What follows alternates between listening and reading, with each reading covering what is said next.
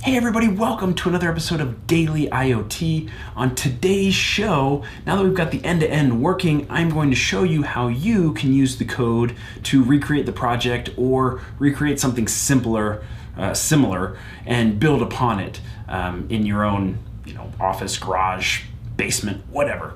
And so we're going to show you how to program the Trinket and the gateway on the Raspberry Pi and some of the things I've done to make the code very accessible and usable. And that is something I want to just touch on very quickly before we get started, which is I find that a lot of times for things around Internet of Things projects and maker projects, people will throw things together, get the code working, and then show it off. And then everybody's like, that's awesome. How do I build one? And then it's a lot of back and forth and comments. You got to read comments and all this other stuff, and people don't do such a great job of making it reusable by others. And that's something that's really important to me. Whether lots of people want to rebuild a texting dryer or not, at least the code is there, as well as the ability to quickly grab it and start playing with it, which I think is super important because it helps people hack on your stuff, build on top of it, and make bigger and better things. And so I've tried to do some things so that the code is very shareable and usable to get you up and running if you want to create something similar to the texting dryer. So let's hop right into it. I've got right here my Trinket with the RFM69 module. I have all the schematics ready for this. They're going to be in the repos. There will be links down in the description for everything that I'm going to be talking about, specifically the schematics, so that you can hook these things up. And so we are going to start by programming the Trinket. Now, recalling from an earlier episode, the Trinket only has a few I/O pins, and two of them are shared with the USB lines that are used to program the Trinket over USB. So we cannot program it while it is installed in our breadboard connected to our RFM69 module because it throws off the USB line. So we need to take it out to program it. And the way we do that is just plug in a micro USB cable here, and we're going to plug it into my laptop. Also, remember, for those that haven't been watching the whole series, this will not work on a USB 3.0 port, at least not on my MacBook, and it sounds like lots of other places are having issues with the Trinket and USB 3. So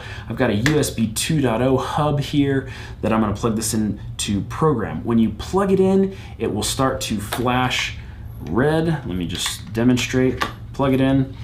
You'll see it start to kind of pulse red, and that means it's in bootloader mode waiting for instructions. It'll stay in that mode for 10 seconds and then it will stop pulsing and start running the firmware that's on it right there. So now it's not in bootloader mode, so that's something to be aware of. You only have 10 seconds from the time you plug it in. To get it back into bootloader mode, you just push the reset button.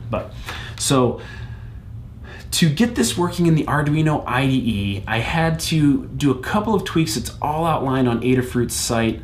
You have to upload like the boards manager and do a couple of other things. I'll put a link to that down in the description that gives you the link to Adafruit's site where they describe what you need to do to get the Arduino IDE to recognize and program the Trinket. So I'm not going to go through that. I'll just link up the instructions, and let's see if I'm missing anything there. I think that's it. So just be aware of that. Oh, if you are running on Windows, you probably have to install some extra drivers to be able to interact with this in bootloader mode. Not necessary on Mac or Linux. Okay, so let's come down here to the terminal window. I have a terminal window here where I created this texting dryer project. You'll see I can do an ls. It's empty.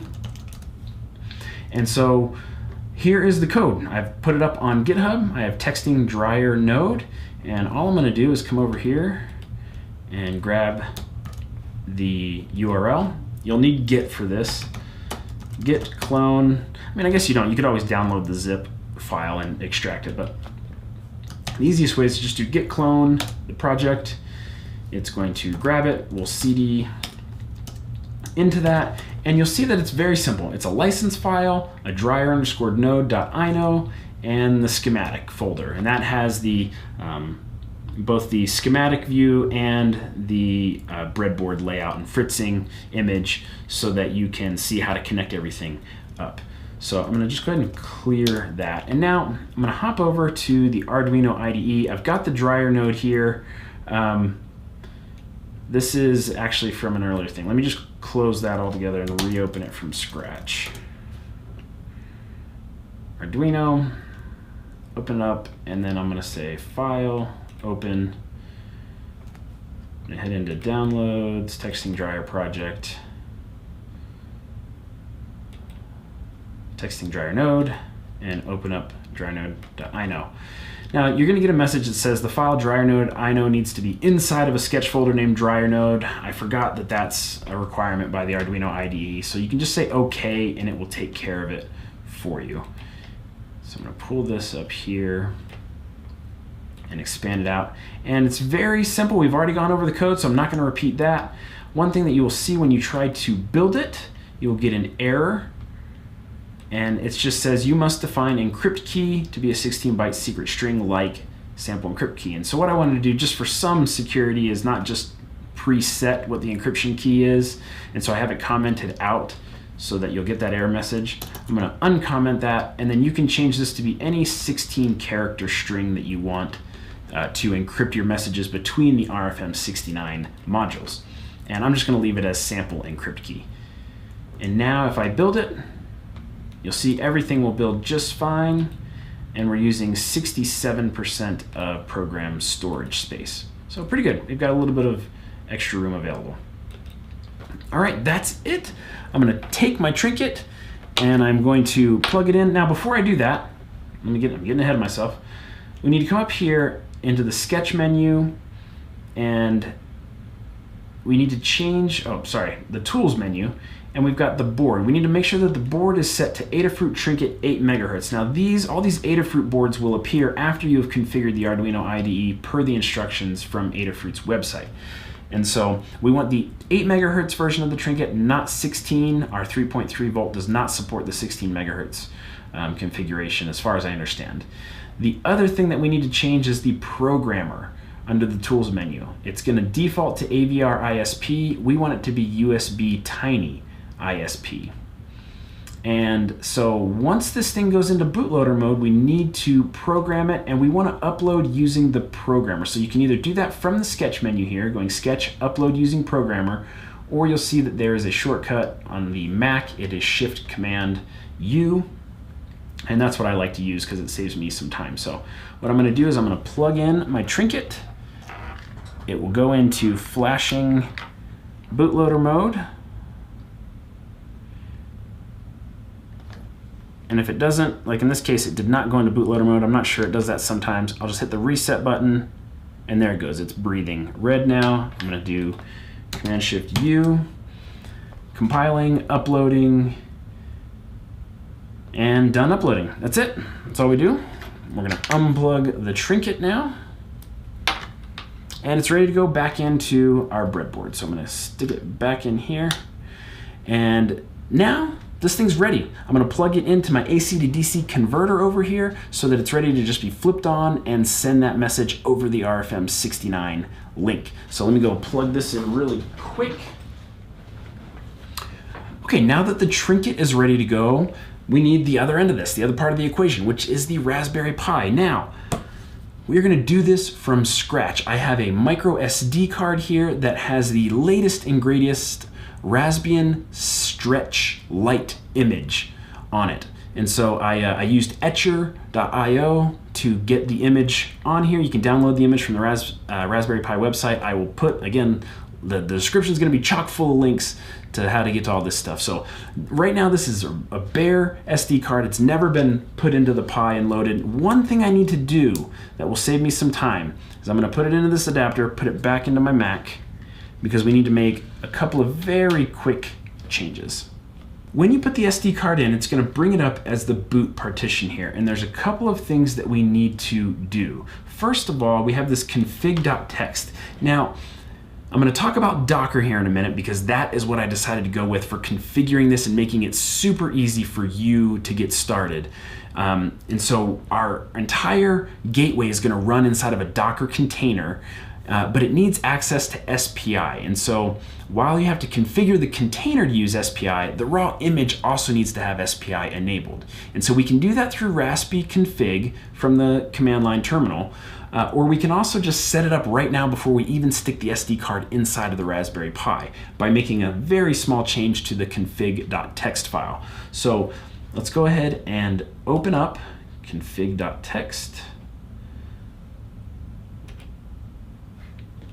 Here we go.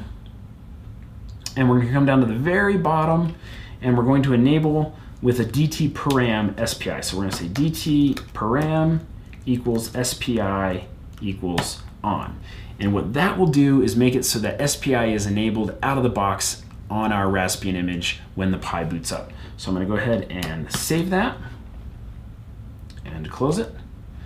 The other thing that we need to do, for security reasons, Raspbian stopped enabling SSH by default so that people couldn't have access to SSH into a raw Pi that was booted up the first time. You have to consciously enable it, which is a smart move, but it's an extra step that we have to perform. Now, again, this is something that we can configure once we boot up the Pi, but again, it's super easy to do just right here before we even insert the SD card. And all we have to do is add a file called SSH to the boot folder here. It doesn't have to have any contents in it. It's not ssh.txt. It's literally just SSH. And the easiest way to do that from the command line is to do touch. This is on Mac. This will be a little different on Windows. You can just do new file, make sure there's no extension on it. And then on the Mac here, it's going to be volumes, boot, and SSH. And I'll hit enter.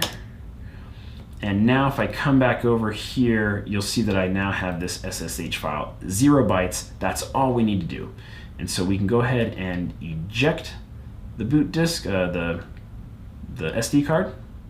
Okay, and now it is ready to go into the Pi. So I'm going to stick it in my Raspberry Pi over here. I've got a monitor connected, I've got a keyboard connected, I've got my Ethernet cable running to it, so it should have internet out of the box. You can configure your Pi to use Wi-Fi if you have a Wi-Fi dongle. Just to keep things simple for the episode, I'm just going to use hardwired, so I don't need to set any of that up. And so let's go ahead and put this baby in and fire it up. Okay, now that my Pi is booted up, I'm going to go ahead and SSH into it. I got the IP address off of it just by running an ifconfig to see what address that is, and now all we have to do is do an SSH Pi at the IP address, which is 192.168.1.29. Hit enter. It's going to ask me if I want to continue connecting. Yes. The password is just Raspberry, same as it's always been. And cool, that's it. Just a heads up, you'll see me quickly type in clear a lot and hit enter. It's because I want to keep the output of the console up in the middle of the screen instead of at the very bottom. So if you see everything disappear every once in a while, that's just me doing a clear enter.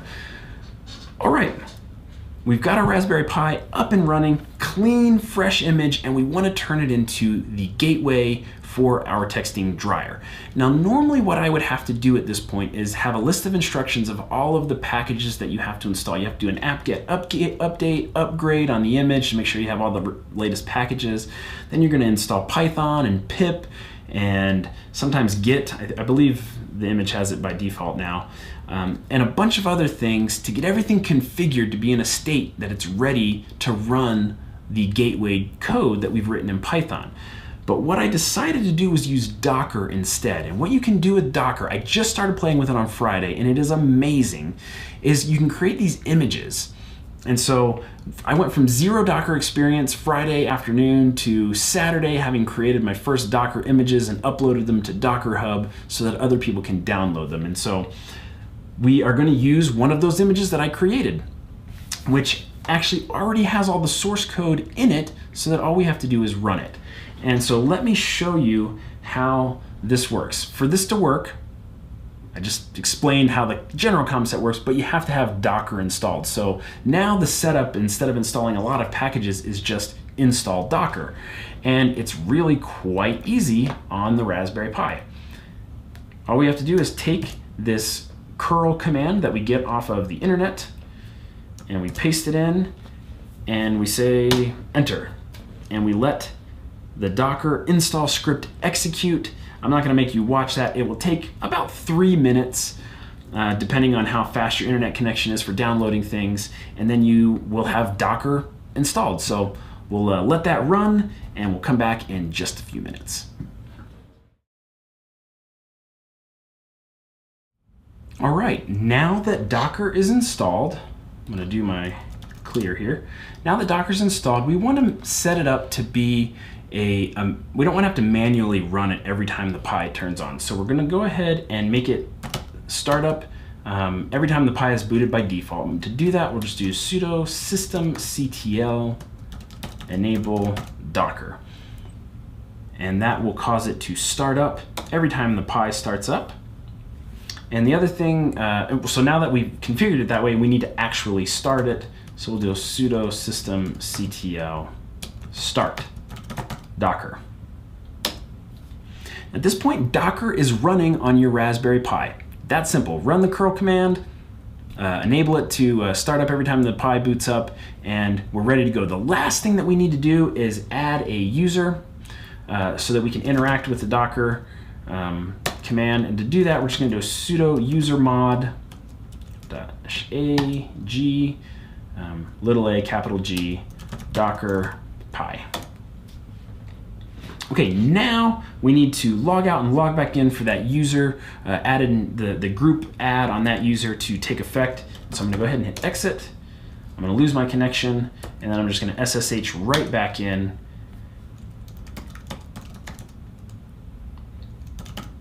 And what we can do at this point to test Docker is just do a docker ps.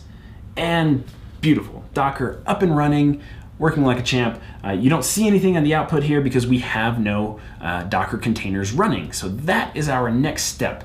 Now the way this works is I created an image that's a base Python IoT image for the Raspberry Pi. So it installs all the packages I'd need for doing Python development for Internet of Things projects on the Raspberry Pi. I then built another image that is based off of that image that has the PAHO MQTT module that we need for Python to talk to LowSant, and it's just an add-on, or it's built on top of that base Python image.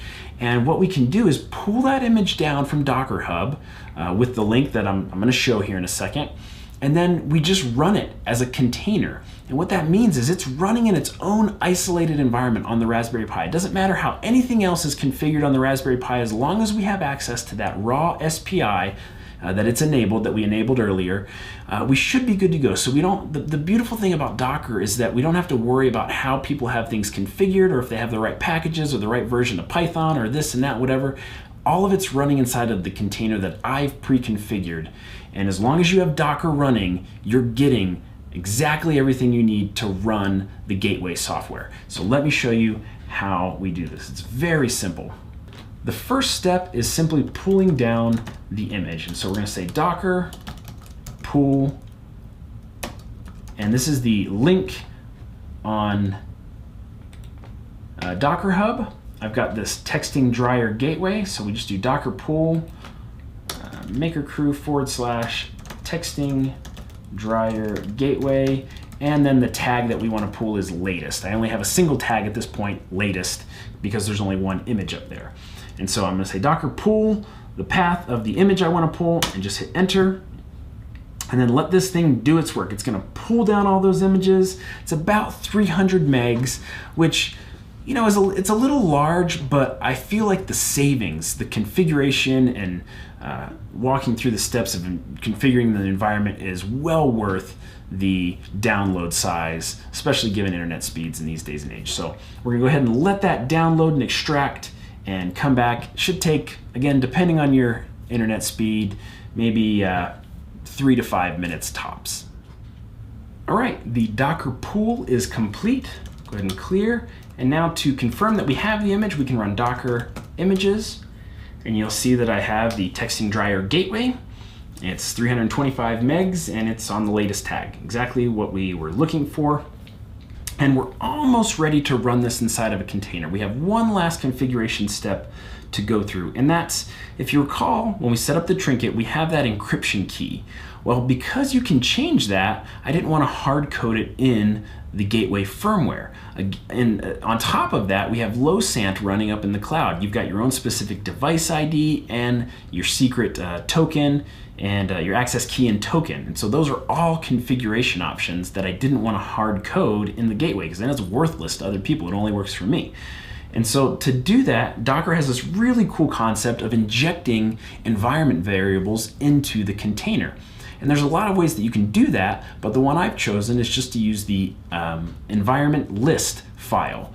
And we can just create that raw and pass it in, but just for ease of use and to make sure we get everything right, I recommend just pulling down the repository. And so we're going to come back over here. We're in the Texting Dryer node. We're going to switch over to the Texting Dryer gateway project on GitHub. Now, this is mainly just the Docker configuration for building the image, but it also has this env.list file.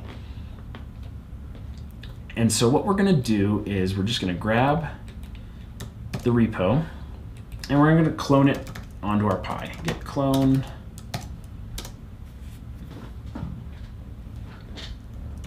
Again, the project is very simple. CD into it. It's really just a Docker file, the env.list, the gateway.py, which is where all the magic happens on the gateway, a license, and then again the schematic if you want to look at how to connect the RFM69 module to the Raspberry Pi.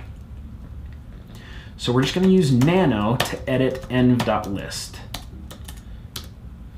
And in here you can see there are 4 environment variables that we need to set: the LowSANT device ID, the LowSANT key, secret, and the RFM encryption key. And these again come straight out of the episode where we configured LowSANT to accept the MQTT messages and send a text to my cell phone. So if you haven't been watching, you should get a link on the video here that shows you a link over to that video so you can set up the LowSANT workflow. 10 minutes tops, even if you don't have a LowSANT account, you need to create one. It does not take long at all to set up the workflow. Very easy. And then you can get all of these pieces of information, the device ID, key, secret, and so forth. And so I'm not going to make you watch me type these in. I'm just going to go ahead and add them. All right, I've got all the values in. Remember, these values are specific to my LowSANT configuration. And so they'll be different for yours. But very easy. It's just copy and paste here. I'm going to hit Control X. It's going to ask me if I want to save. I'm going to say Y for yes. It's going to ask me if I want to name it env.list. So I just hit Enter. And perfect. To confirm that, we can just do a cat on env.list, and you'll see that all of the values are stored in there. All right, now that we have the environment variables ready to go and to inject into the container, it's time to start up a Docker container. And this is kind of a long command line to execute, but all of the pieces we'll explain as we go through them. So what we're going to do at this point is we're going to do a Docker run, and this is how we run a container based off of an image. And the first argument that we're going to pass is privileged. And what privilege does is allows the container to run with elevated privileges, which is necessary for the SPI bus to be available to the container. So if you've done any IoT maker projects on the Pi, you know that you have to run almost everything as sudo because you need elevated privileges to access the hardware, the low-level hardware. Same thing here with the Docker container. It needs those elevated privileges, and we accomplish that by passing the privileged argument. Next up, we need to inject those environment variables. So we do env file, and then we specify our file, which is just env.list. Then we are going to do a -ti, which makes our container run in an interactive mode so we can see the output. And finally, we need to give it a name. We're going to call it the RFM gateway. It's always good to give these a name so then you can run commands based on the name later, like starting and stopping the container, instead of having to use the ID, which is some long arbitrary number that you're never going to remember. So we give it a name with --name, and then finally we choose the image that we want to run in the container, which in our case is makercrew/texting dryer project. Now I could specify latest here, but because that's the only version I have pulled down, I don't have to. I can just leave it like this. And so I mean, I haven't tried this. We're doing this live. All the pieces should come together at this point. If we hit enter, it should run our gateway.py. It's going to read those environment variables, make a connection to the low-sant MQTT broker, and start listening for communication from our RFM69 dryer node. So let's go ahead and hit enter. Unable to find, did I type the name of the image wrong? Let's see, we're running live here. We're not going to edit this out. Docker images. Maker crew. Oh, texting dryer gateway, not texting dryer project. Okay, sorry, let's try this one more time. Texting dryer gateway is the name of our image. Okay, from the top, hitting enter. See what happens.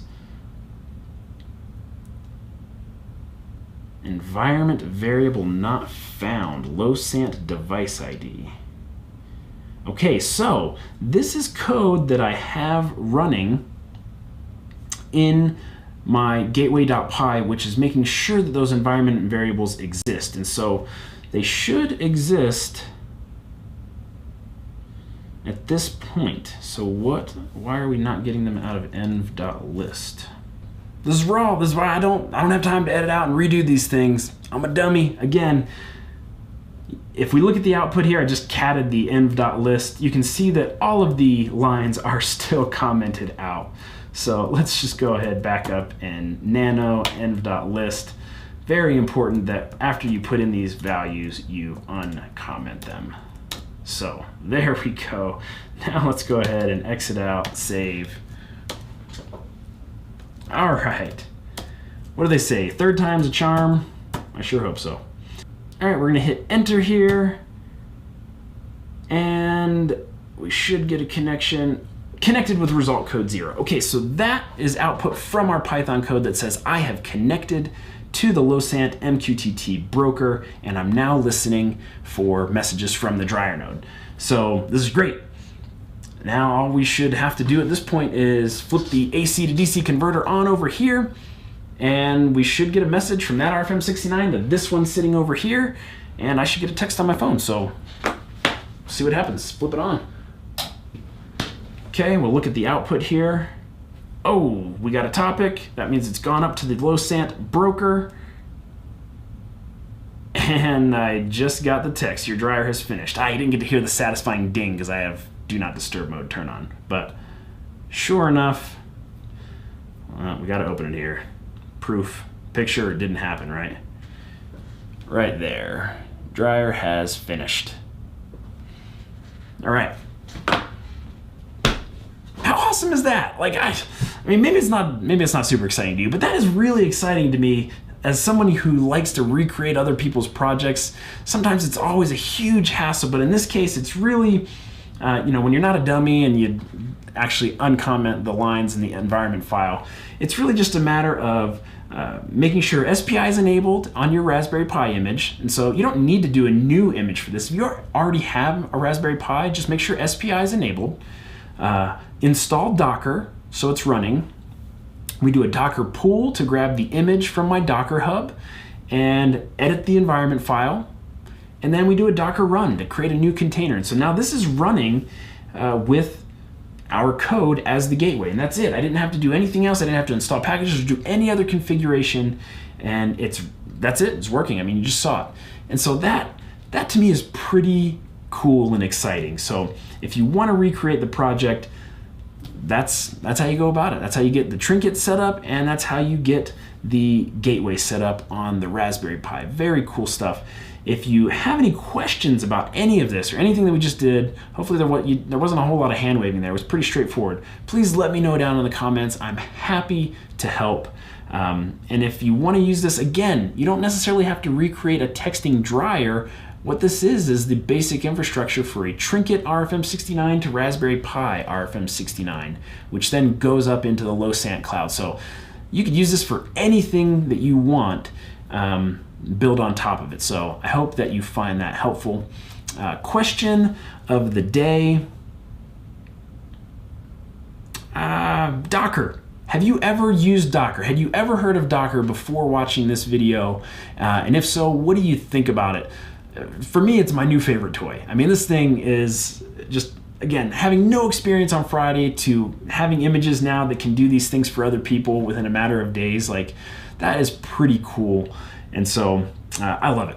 I'm a Docker fan myself, but let me know what your thoughts are. Have you used Docker and what do you think about it? And you can also add in there if there's some extra cool feature that you know about that I should check out. I'm loving the stuff that I'm learning about Docker. So I appreciate everybody watching. We're getting ready to wrap this project up. There's not much more going on here. I'm really excited about the next project that I'm going to unveil maybe later this week. Exciting stuff coming up, so stay tuned for that. I appreciate everybody watching Daily IoT, the show where together we're learning how to make the Internet of Things one day at a time.